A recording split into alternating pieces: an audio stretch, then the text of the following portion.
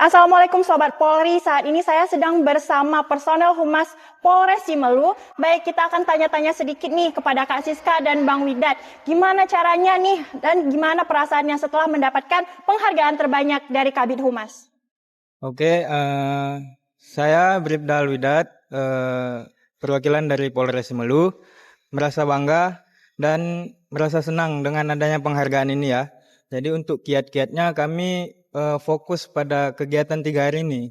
Dan kami juga berterima kasih kepada Polda Aceh yang telah menyelenggarakan BIMTEK kehumasan ini untuk menambah wawasan kami yang ada di wilayah. Mungkin itu yang dapat saya sampaikan.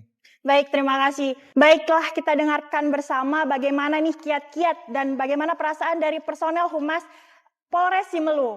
Demikian laporan yang dapat kami sampaikan dari Gedung Presisi Polda Aceh. Saya Bribda Salsa, pamit undur diri.